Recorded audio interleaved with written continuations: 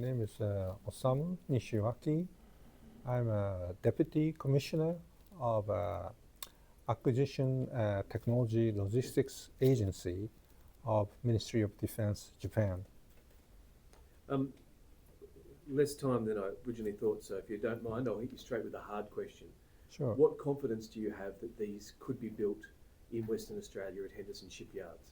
Yes, we do have confidence that the Mitsubishi Heavy Industry in Japan already have experience of transferring shipbuilding methodology and technology to other companies with regard to Mogami type frigates. So they already established the standardization of shipbuilding. So in that context, we believe they can transfer that to Western Australian shipyards. And in particular, their state-of-art digital shipbuilding technology to Western Australia. Your critics say that you haven't ever exported a weapon like this in the world, and therefore there should be a question mark over your potential and your bid. You have a lack of experience here. Do you believe you have a lack of experience when it comes to exporting serious weapons around the world? Yes, I think that critic is kind of a misunderstanding of the past record. That, for example, Mitsubishi Heavy Industry, they have experience in joint development of missiles with U.S. companies like Lockheed Martin or others. So they do have quite a international experience in joint production with foreign companies. And now they're actually doing ongoing project on our next generation fighter jet, which is called GCAP program with the United Kingdom and Italy, BAE and Leonardo. So in that context, we believe they have quite a broad experience in building serious weapons with foreign companies. So we believe they can do that in Australia for sure. One of the big question marks is around industry standards. Mm-hmm. Things like heights, bed lengths. What your standards are don't necessarily reflect what standards there are in Australia. We walked through the Mogami today in a number of areas. Mm-hmm. It's quite small. It's not the height of an average Australian. Mm-hmm. Do you expect you'll have to change some of these? I think it depends on the Australian government. If Australian government thinks they need some change, certainly Mitsubishi Heavy Industry can do that. And we also would like to remind you that Mitsubishi Heavy Industry used to be together with Mitsubishi Motors, and they have experience of manufacturing in Australia in past days. So I'm sure they can adjust to such requests if that happens from Australian government. Do you expect that? You expect there to be a request? I think it's all up to Australian government. It's something we leave to their decisions, not something we to mention, I think. I asked us a question about, I'm sure you've seen the commentary about us buying the AUKUS nuclear submarines and debate that whether we'll even get the nuclear submarines because American shipbuilding comes first. So what guarantees can you provide for Australia if they do go down this path to buy Mogami, that they will get the ships required on time, on budget, without Japan saying, oh, you're impacting our defence situation, so you come second. How do we get the assurances that we will get what we want on time, on budget? Sure. That's something we particularly would like to emphasize, because different from our competitor, we, the Japanese side, there's quite a close collaboration between the Mitsubishi Heavy Industry and us, Ministry of Defense. So the building of Mogamis for Australia is already included in our plan for developing Mogami types for the Japanese Maritime Self-Defense Force as well. So what now just has been questioned will never happen because we already included what we to build for Australia to our plans. So that's one thing we would like to reiterate. And the second thing, in conjunction with what I have said, is that because of that, we can guarantee that there will be no delay for the upgraded Mogami to be provided to Australian Navy if chosen, because we have already planned to build them with the ones for our own Japan Maritime Self-Defense Force. So all the plans are together, and that's the big difference, I think, with our competitor. So we are quite confident that we can provide the ship on time. Yeah, absolutely. Unlike the US, Japan doesn't have a FMS. So if Japan can get this deal from Australia, how can Japan sign a contract? For example, Mitsubishi MHI will have a contract with about the ship body and the NEC about the uniform antenna. So does Japan gonna sign with separately, or do you gonna establish FMS type technology transfer framework, or how do you do this from now on? Thank you very much for your question. And I think the major contractor will definitely be Mitsubishi Heavy Industry. And there could be some separate contractors.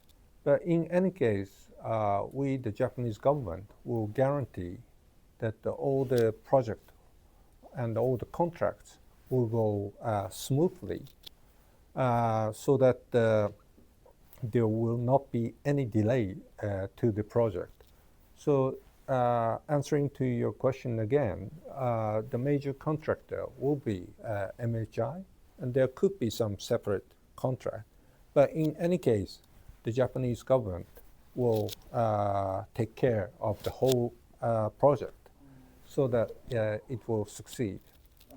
Talking about GCAP, they established the joint venture called Edgewing. So how about this Mogami case? Do you need any necessity to establish the one unit body framework? Yeah. Thank you for your question. And we understand about the GCAP program because it's quite a trilateral program with the three partners so even, their shares of the work, etc. So that's the reason why I think they established the joint company, as you said. But in this upgraded Mogami bid, Mitsubishi Heavy Industries part is the huge part of the whole project. So they will lead the project.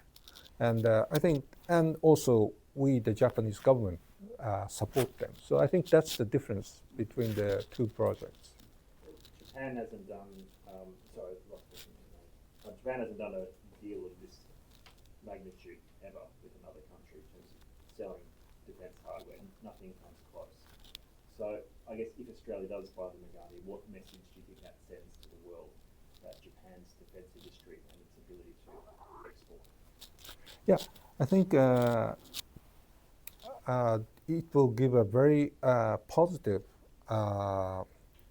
message to the world because the world has changed from the days of globalization to this kind of some difficulties with the rising powers, in particular in Indo-Pacific region. So in that context, the importance of defense equipment and also defense industry has risen. And so in that context, we believe the defense export is becoming quite a strong message for deterrence and peace in the region. So it will be quite a significant that if Japan can do this magnitude of defense export to like-minded country or quasi alliance country like Australia, and not just exporting, but also we are trying to transfer our production methodology and capability to the Australia. So I think that will send a very strong message to deterrence and peacekeeping in this Indo-Pacific region. What role do you... If I may, you government has made a pretty extraordinary commitment to supply parts for over the 40-year life of the ship and to transfer all intellectual property. What did you have to do to get agreement to this with Mitsubishi Heavy Industry? It's a fairly extraordinary commitment. But on the other hand, I understand your point, but on the other hand, this Mogami type frigate is not just developed by Mitsubishi Heavy Industry, but it's a kind of a joint development by Mitsubishi Heavy Industry and also us, Ministry of Defense. So in that context, we are the one team, Mitsubishi Heavy Industry and the Ministry of Defense. So if this project can contribute to the enhancing security environment in the region, I think it would be beneficial for the Japanese government, but we believe for the Japanese industry as well. So I think that's the reason why Mitsubishi is working closely with us. And if I may just quick follow-up, what significance do you think the Australians should ascribe to this agreement to share this information?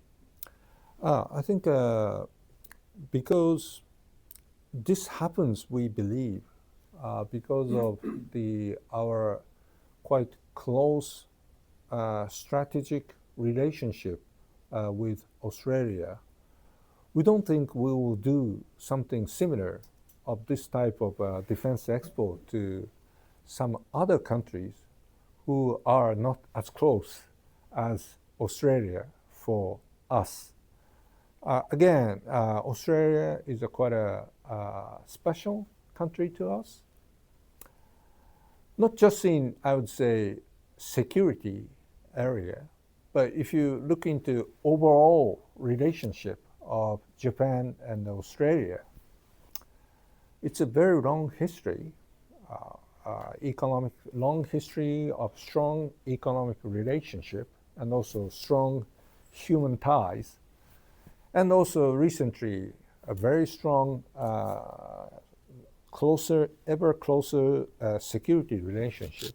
And I think that's the reason why we're doing this export to Australia.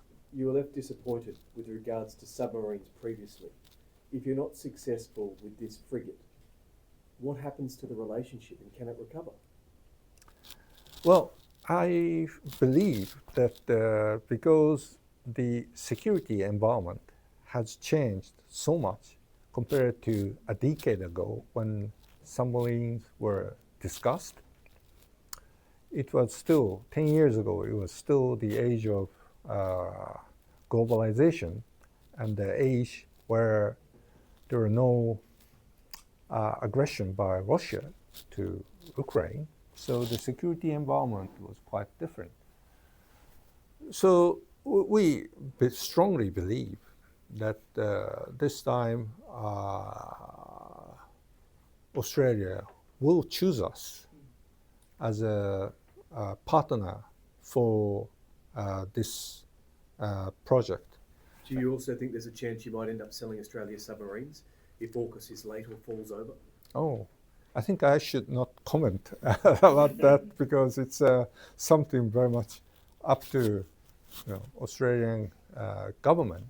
So I'll leave that to my Australian colleagues. What I'm hearing at the moment is that you factored in the shipbuilding, the world has changed, you have a great relationship with Australia, and you'd be surprised if you weren't successful.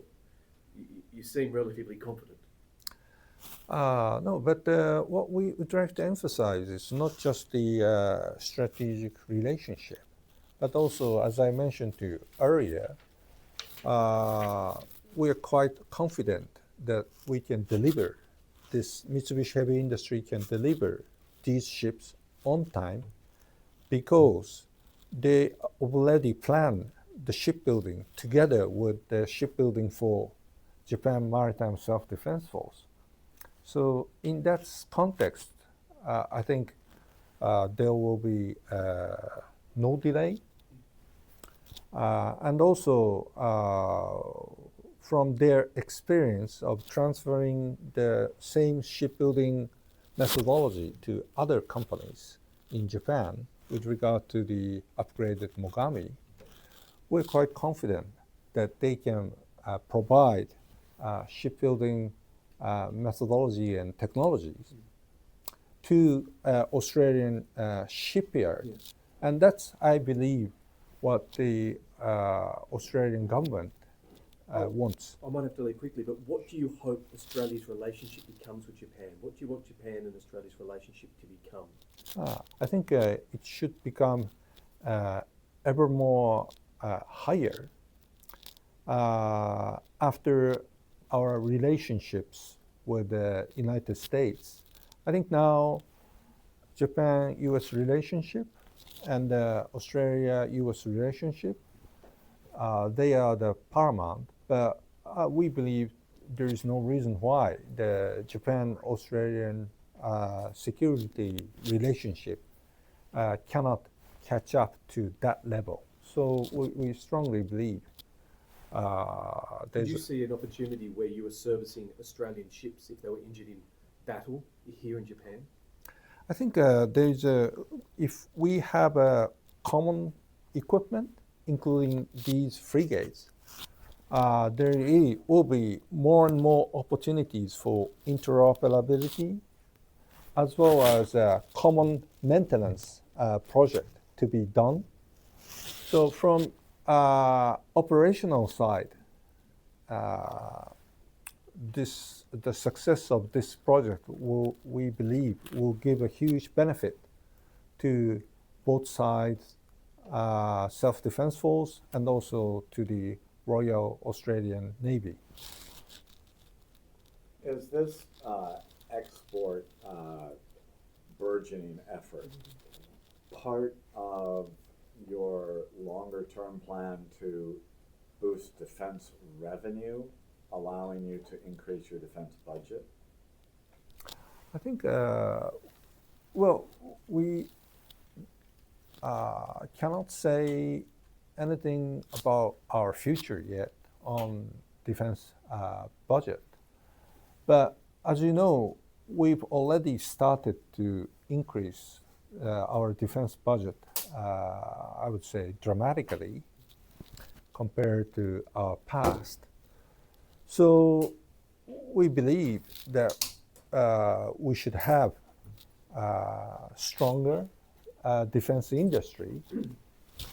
So in that context, as you mentioned, we think this project will help to strengthen our defense industry and